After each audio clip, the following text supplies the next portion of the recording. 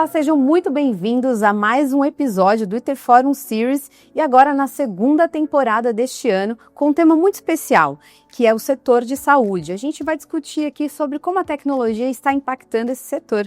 E para falar sobre isso, a gente tem um convidado super especial com bastante experiência nesse setor, Ailton Brandão. Ele é conselheiro consultivo da Into Life. Ele vai explicar para a gente o que é a empresa e também um pouco da trajetória dele, que faz com que ele esteja aqui com a gente hoje. E como sempre, o nosso convidado aqui interno do IT Forum, do Itaqui, o Jorges, e ele vai discutir também os dados do Antes da TI Estratégia. Então, primeiro quero te agradecer, Ailton, aqui pela sua presença, sua participação. Obrigado, Débora. É um prazer estar aqui com vocês. Legal. E bom, para a gente discutir ali sobre a temática principal aqui, né? Primeiro eu quero trazer o Jorges para a conversa e falar um pouco do macro, dos dados do Antes da TI Estratégia.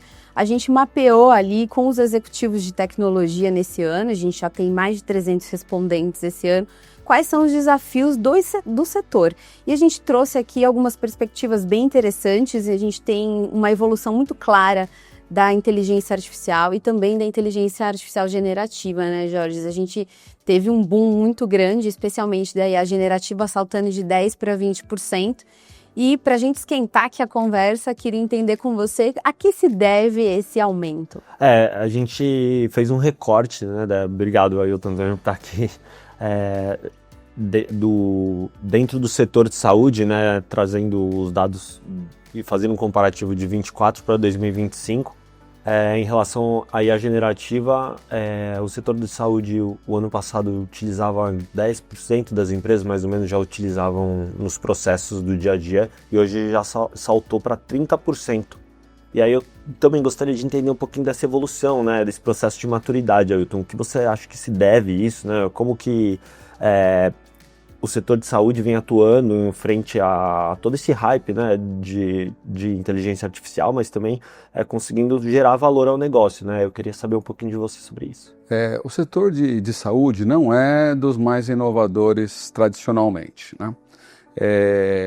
Os investimentos em proporção à receita na saúde, eles não são tão vultosos como são nos serviços financeiros, na indústria ou no varejo.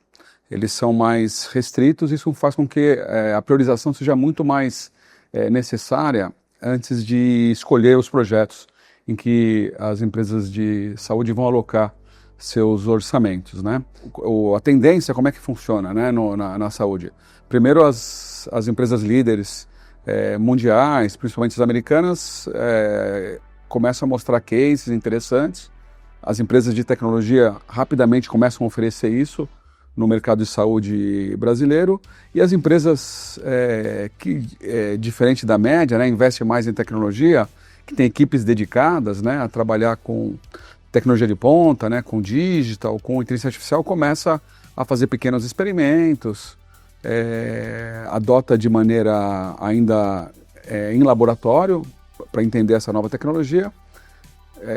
Caso haja sucesso, né, e dê resultado, começa a fazer POCs.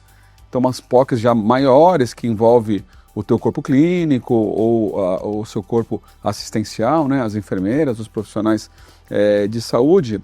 E tendo um relativo sucesso, começa até a envolver o paciente, mas o paciente sempre fica no final da linha, porque até chegar no paciente você tem que ter muito controle, muito cuidado com qualidade e segurança, para não impactar de maneira negativa.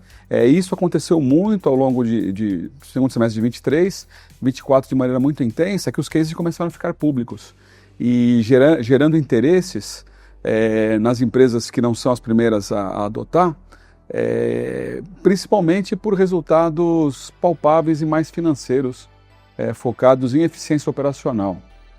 E quando uma grande empresa de tecnologia de saúde oferece um produto que já foi validado em mercados mais maduros, as empresas de saúde nacionais têm mais segurança de adotar.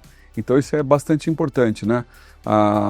O mercado de tecnologia em saúde, de equipamentos de exames de imagens médicas, é um segmento que envolve muito investimento, e quando você começa a ver, poxa, esse pessoal já está trazendo soluções que foram experimentadas e funcionaram em outros locais, gera mais interesse. E por outro lado, as startups de saúde, que são várias, né, na casa das centenas, também fazem desafios, né, e mostram, olha, tem uma forma de fazer, vamos tentar fazer em conjunto, vamos conhecer aqui uma proposta diferente para resolver algum problema de negócio. Então, sem esses dois, a pressão vem do lado a pressão positiva vem do lado das startups, positiva do lado da indústria, e o pushback é do lado do orçamento, que você tem que fazer essa priorização muito grande. E a vantagem da inteligência artificial generativa é que ela envolve a alta liderança. Não é uma coisa que está ali no porão da tecnologia, da TI, não. É uma discussão ampla em todos os níveis da empresa. Então isso facilitou essa adoção.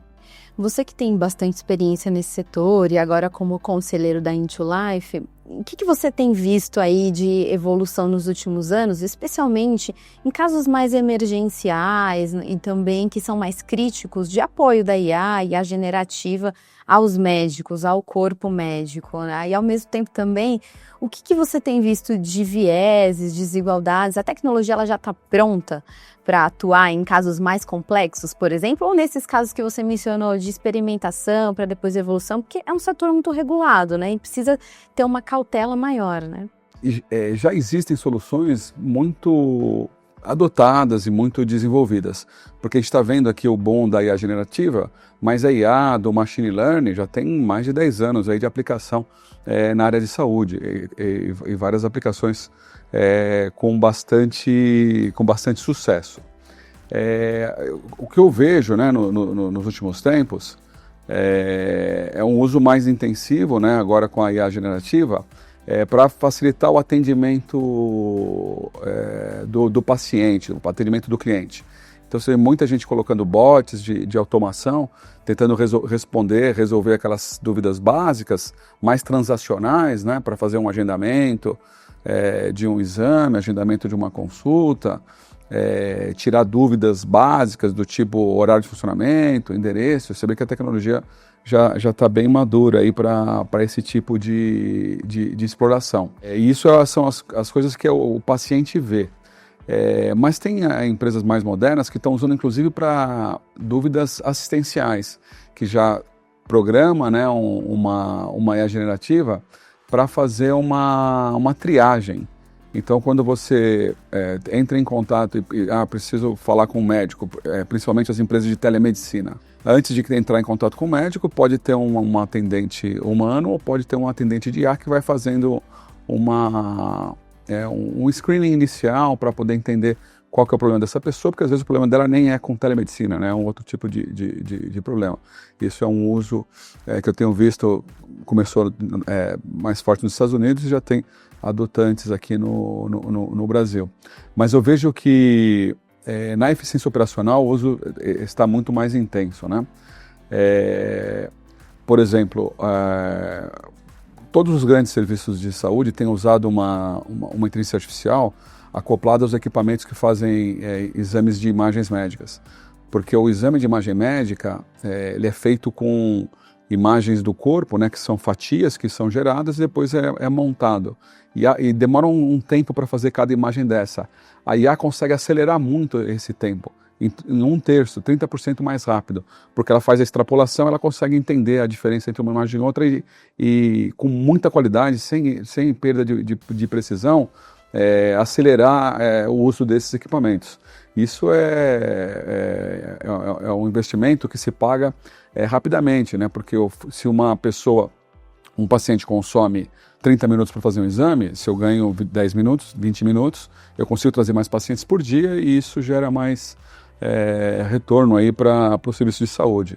Esse é um uso que está muito difundido de inteligência artificial.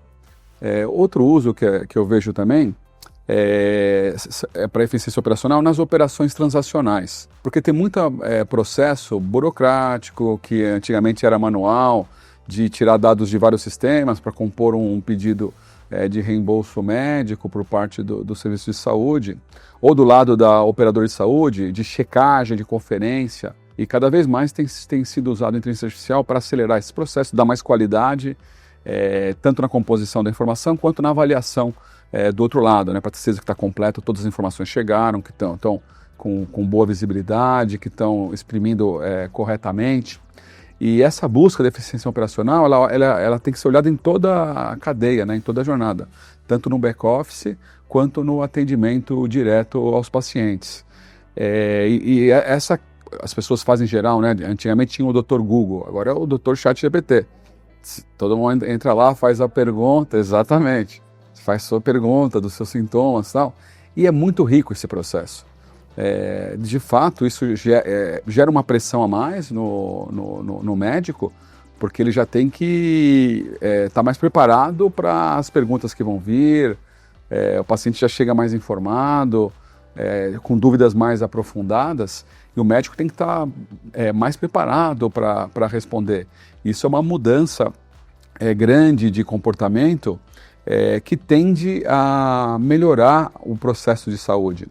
Você perguntou, né, sobre a universalização, a questão de aprofundar, né, e permitir maior uso, né, do serviço de saúde. Certamente, quem não tem acesso nenhum ao médico é uma ajuda a isso.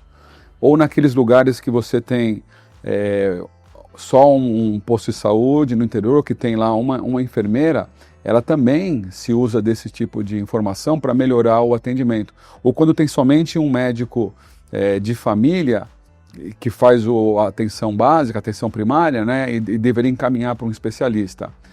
Tem muitas coisas que o próprio médico de família vai conseguir se desenvolver mais. Existem inteligências generativas que não são alimentadas por dados gerais da internet com qualidade duvidosa. Tem inteligências artificiais que são controladas com guardrails, que elas são alimentadas somente por pesquisas científicas de alta qualidade. Ainda é um uso mais inicial, mais acadêmico, mas eu vejo uma tendência cada vez mais disso estar disponível e disseminado cada vez mais nos médicos, no corpo clínico, em todo o serviço de saúde. E isso aumenta o acesso, né? Porque tem mais gente que vai conseguir ter acesso a informações mais corretas e mais aprofundadas para situações bem específicas. E nessa jornada de aumentar o acesso, levar as informações para mais pessoas e tudo mais, a gente tem também do outro lado a regulamentação. A gente sabe que a regulamentação da IA está em curso, né? Mas quando a gente fala de saúde é ainda mais crítico, né? Qualquer informação, alucinação, você está lidando ali com a vida das pessoas, né? Você acha que hoje a regulamentação que a gente tem e as discussões todas para a IA na saúde é suficiente para mitigar a alucinação, a ética, conferir ética para esse processo? Eu vejo a regulamentação com bastante preocupação, porque uma regulamentação mal feita, ela pode engessar de tal forma que pode impedir o uso de uma boa ferramenta. Por outro lado, a regulamentação é necessária para impedir o uso indevido, uma falta de controle da privacidade das informações. Então tem que ser muito bem pensada e não pode ser uma coisa feita de maneira atabalhoada, sem consultar os vários órgãos que podem opinar para que haja uma boa regulamentação.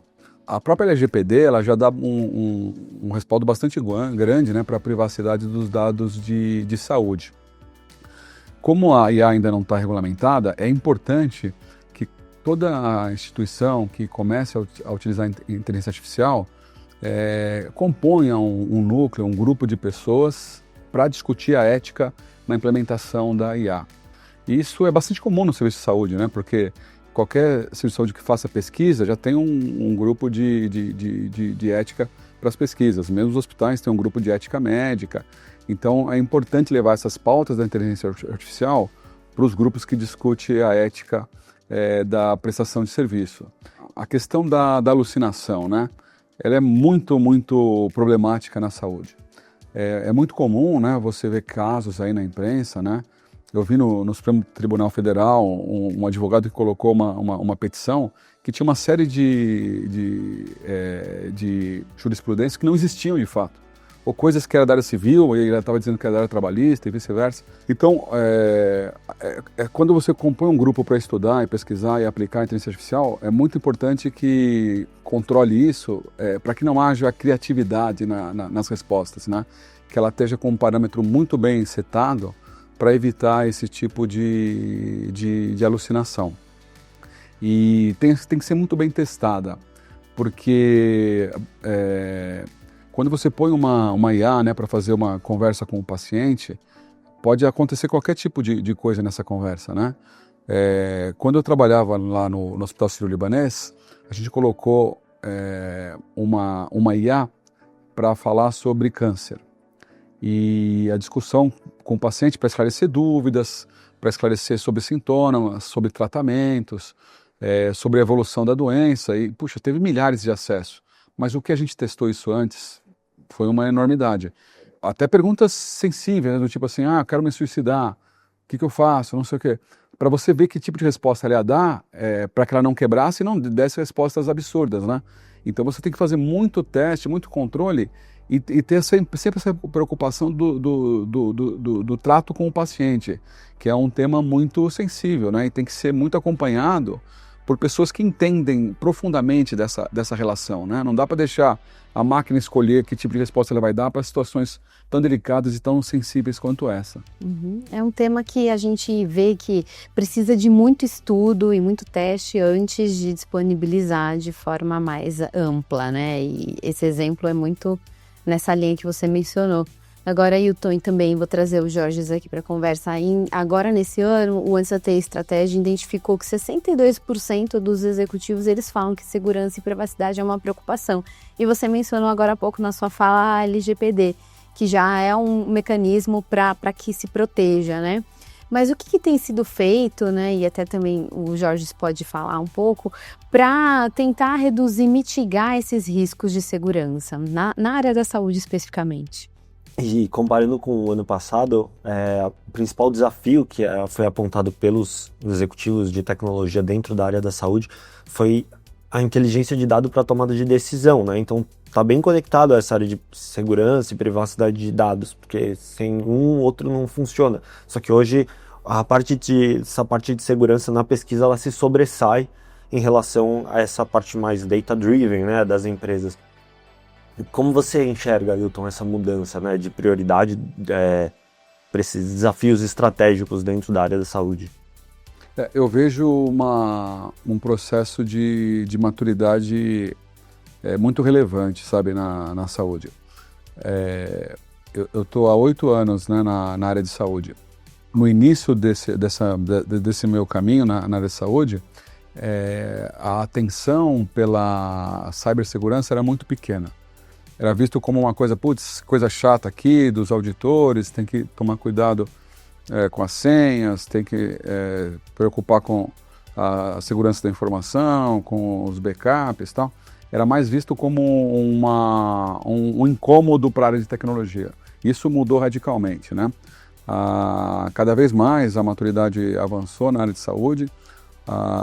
Os profissionais de cibersegurança são profissionais que entendem mais do processo de saúde do que antigamente. Então eles entendem que é preciso um balanço em que existe a controle, existe a proteção, mas é permitido que o desenvolvedor consiga desenvolver com produtividade, que o médico consiga atender com bastante qualidade, e eu preciso controlar a implementação dos processos de segurança para que não trave o negócio. Mas eu preciso muito de processos robustos para a implementação de segurança. Cada vez mais o investimento na área de tecnologia ele é feito com uma prioridade muito importante para a segurança da informação.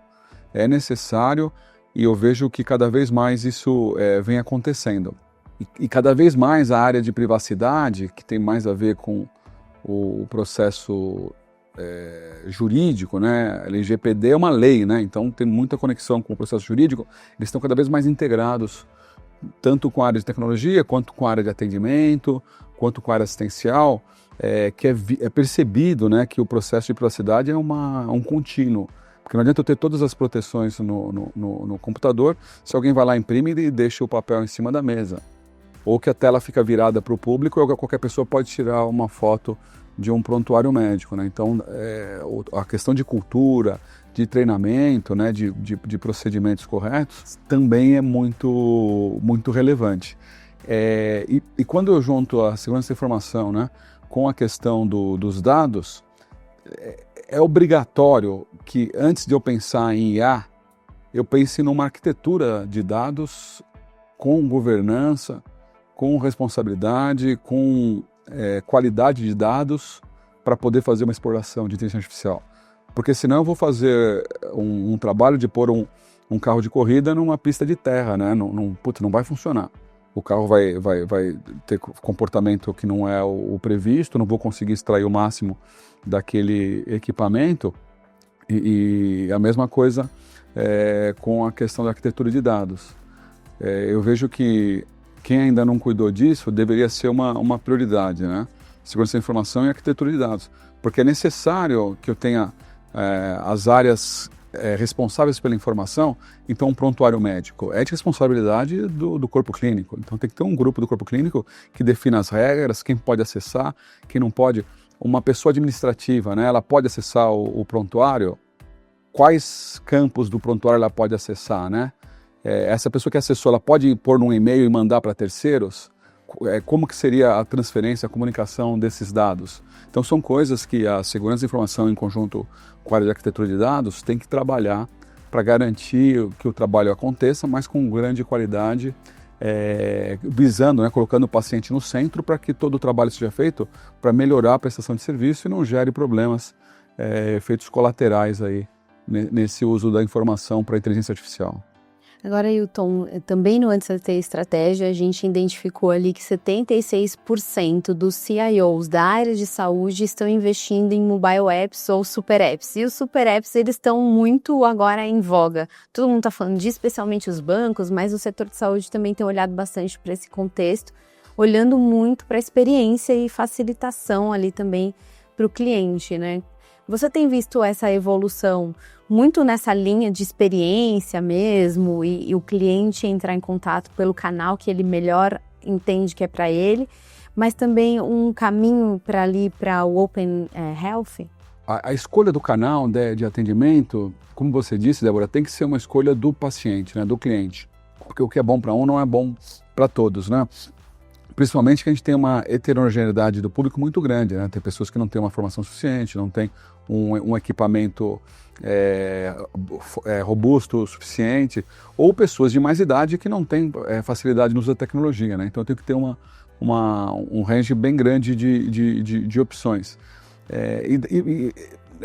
Nesse meu trabalho na saúde é bem visível a adoção da tecnologia, né? No início, a tecnologia é transparente, você entregava a carteirinha, fazia seu agendamento pessoalmente, depois por telefone, e hoje em dia, cada vez mais com o uso de portais e aplicativos, né? O trabalho de facing com o cliente começou com a utilização de portais, mas dada a facilidade, né, a questão da mobilidade, cada vez mais as empresas vêm investindo nos seus aplicativos. Um erro muito grande que eu vi no início é o uso do aplicativo simplesmente portando as telas de portais, de aplicativos web para dentro do mobile, que não pode ser assim, né? A usabilidade tem que ser revista, repensada. É muito importante o trabalho do designer, que faça uma boa interface, e do próprio PO, né? do Product Owner, que você precisa colocar os serviços adequados de maneira que você tenha um acesso facilitado, que ele tenha um uso com poucos cliques, que ele chegue onde ele quer acessar. E quando você coloca um conjunto de informações importantes, por exemplo, acesso a exames, né, que é um uso muito comum. Eu fiz um exame, eu recebo um plim, um aviso, ó, esse exame saiu o resultado, rapidamente você acessa, você consegue enviar para o seu médico, que são um uso relevante, né, dos aplicativos na saúde. Poxa, o paciente engaja aqui, né, ele quer saber e quer ver o resultado. Se ele já puder, puxa, eu já quero agendar o meu retorno, eu quero consultar meu histórico, eu quero ver um gráfico para poder ver lá como que eu estou me saindo nesse biomarcador. Cada vez mais eu posso entregar funcionalidades que vai deixar o aplicativo mais robusto, mais rico. E com o uso dos smartwatches, do próprio celular, nas atividades físicas, ou mesmo tirando foto da tua refeição, você vê que cada vez mais a gente vai gerando um volume de dados de saúde muito grande, muito relevante. Eu ainda não vi, né, um super app tão completo que consiga gerenciar todo esse mar, esse oceano de informações de saúde em prol do paciente, para poder orientá-lo no seu dia a dia, né, na questão da qualidade do sono, da refeição, da atividade física, dos exames. O que a gente vê, né, uma série de tentativas parciais em aplicativos diferentes, né? Eu não vi ainda uma solução que conseguiu juntar a maior parte dessa informação em prol do paciente, e não do serviço, né? Voltado à saúde e não voltado à doença. Mas eu acredito muito nisso, tem um potencial muito grande, mas também tem que ser olhado com bastante parcimônia, porque é muito fácil você investir milhões de reais numa solução dessa de tecnologia, né? No uso de um aplicativo, que dali a 2, 3 anos vai estar obsoleto, e você vai ter que refatorar, fazer uma nova versão. Isso, quando você pensa em entrar nessa jornada de desenvolvimento de apps, você precisa pensar no médio e no longo prazo, porque não é um produto que você põe, não é essa mesa, né? Construir, está aqui, está pronto, eu vou usufruir por anos. Não, eu preciso sempre ter uma equipe de manutenção, sempre ter uma equipe de desenvolvimento, e isso onera bastante aí o CAPEX, o investimento das instituições. Isso daí é muito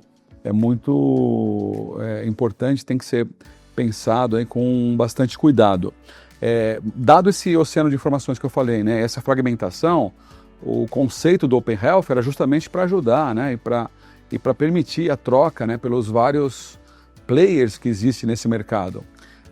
Existem protocolos seguros, robustos, para troca de informações em saúde, né, a interoperabilidade dos dados de saúde, mas o uso ainda é muito inicial.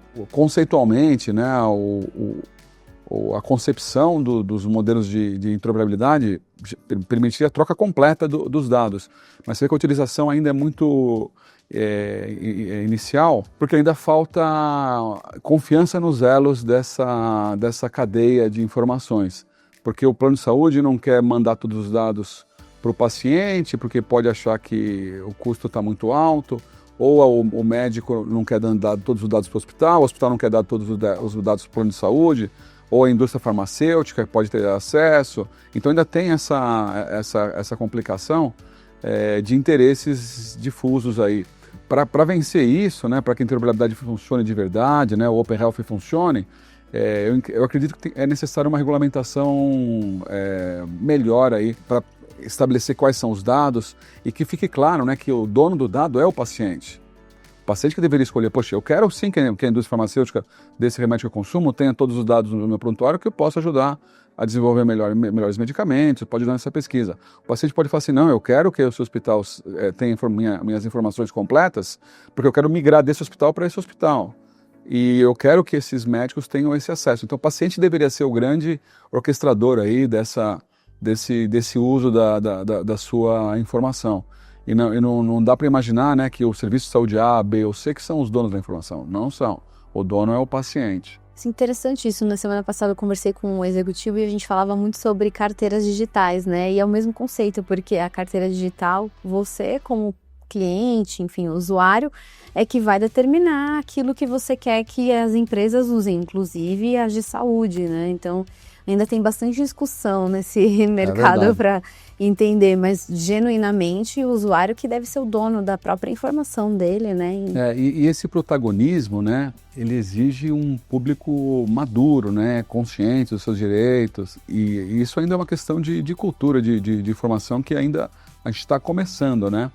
Porque quem que lê quando você instala um aplicativo novo, aquele monte de termos, ninguém lê isso aí, ok, não é uma preocupação isso, né? Mas deveria ser, né? Então eu acho que é necessário uma mudança cultural aí, importante para as pessoas se apoderarem dos seus dados, né? Que isso tem muito valor, né? Aquela velha questão, né? Se eu não sei quem está ganhando dinheiro, você é o produto e você que está dando o dinheiro aí de alguma forma para aquela plataforma, né? Uhum, com certeza. Agora, falando um pouco de sustentabilidade, todo mundo tem as suas jornadas ali de sustentabilidade, né? E o setor de saúde já tem um tempo que fala sobre essa temática. Como você vê o equilíbrio entre inovação e sustentabilidade nesse setor? A sustentabilidade cada vez mais é um tema relevante nos boards de qualquer empresa, não seria diferente na área de saúde, né? A questão da saúde é muito pensada na longevidade das pessoas, no envelhecimento saudável, em manter as pessoas produtivas ao longo de toda a sua vida e também nos seus insumos, né? Como que os serviços de saúde vão consumir insumos que não sejam danosos aí, tanto para a saúde das pessoas quanto para o próprio meio ambiente, né? E você vê que cada vez mais, né, as escolhas são feitas com esse pensamento, né? Então você vê que coisa que nem era pensada antigamente, né? Áreas de tecnologia escolhendo o data center levando em conta o fator sustentabilidade, né? Qual que é o data center que consegue retornar o consumo de carbono, qual data center que tem um uso mais eficiente da sua ar-condicionado e da eletricidade, e na saúde não poderia ser diferente, né?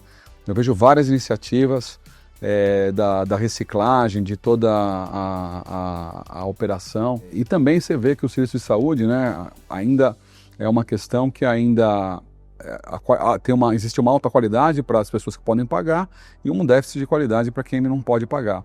Então você vê que vários serviços oferecem algumas formas de compensação, né? De atendimento de maneira filantrópica, que é uma forma também de sustentabilidade do ponto de vista do social, né? Das pessoas. Sim, com certeza.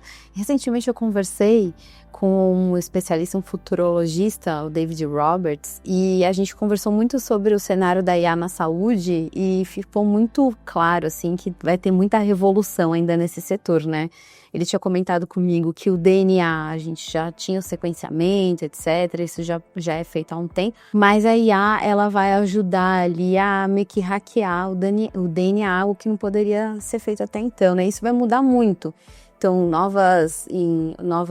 as descobertas de como a cura de várias doenças serão feitas, etc. E a longevidade também, que já é um tema em pauta, né? Como que você tem visto essa tecnologia que é a biologia digital, né? Eu acredito, né? Você vê, por exemplo, você tem doenças, câncer do pulmão, por exemplo, que você tem 3 formas de tratamento totalmente diferentes entre elas, que elas são diferentes de acordo com o DNA dessa pessoa, de acordo com as moléculas, com o próprio órgão, componente daquilo que está sendo afetado. Então são exames de DNA que são específicos daquela célula que está doente para poder saber qual que é o tratamento que deve ser dado.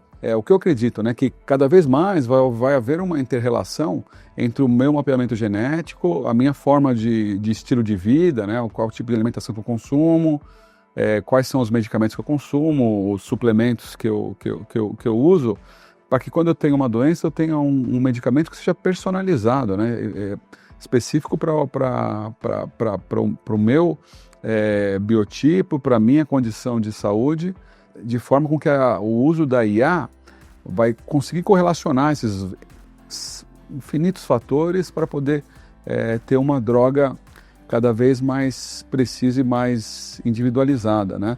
Por exemplo, se você tem lá um conjunto, o teu DNA mapeado, você sabe quais são as doenças que você é mais suscetível. Você faz exames periódicos de acompanhamento e você pode tomar medidas preventivas.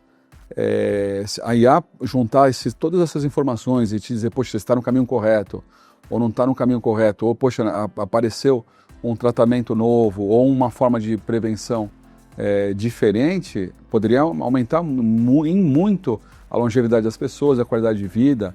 Eu acredito muito nesse tipo de pesquisa que já vem acontecendo de maneira pontual, né? De existirem padrões que permitem a conexão desses vários dados, consolidando e gerando cada vez mais uma medicina personalizada. Ah, legal. A gente ainda tem muito o que ver nesse setor, né, Ailton? Vai muita Sim. evolução para acontecer, né? A gente falou aqui de futurologia, falamos de sustentabilidade, dados, cibersegurança, a própria IA generativa e outras tecnologias que vão surgir por aí, né? Como a própria computação quântica também, que está quebrando recordes aí a todos os dias. E o computador quântico nem existe ainda, né? Já temos os chips, mas o computador está em construção, né? A gente vai assistir muita coisa ainda, né, na saúde, né? E se você pensar, né, que há 100 anos a gente ainda não tinha a maior parte dos antibióticos que a gente tem hoje, de vacinas que a gente não tem hoje, quando você vê a curva de longevidade, né, a gente não chegou no limite dela, certamente, né? Mas você percebe que em poucos anos já foram feitas tantas mudanças que mudou o modelo da pirâmide etária, né? Imagina como a gente ia pensar quando a gente era jovem, que muito em breve no Brasil se ia ter mais idoso do que criança, né? Você vê como isso está mudando. A gente pode aguardar das novas tecnologias muito mais novidades ainda aí por aí. Não, maravilha, Ailton. Super obrigada pelas suas contribuições, Jorge, também pela participação Obrigado, aqui. Sempre bem-vindo, volte sempre aqui também, Ailton. Muito obrigado, é um prazer estar aqui com vocês e aprender um pouco também com vocês. Muito bom, obrigado. E você confira aí toda a reportagem completa do IT Forum Series com o setor de saúde e também um material para download com essa discussão aprofundada. Até a próxima!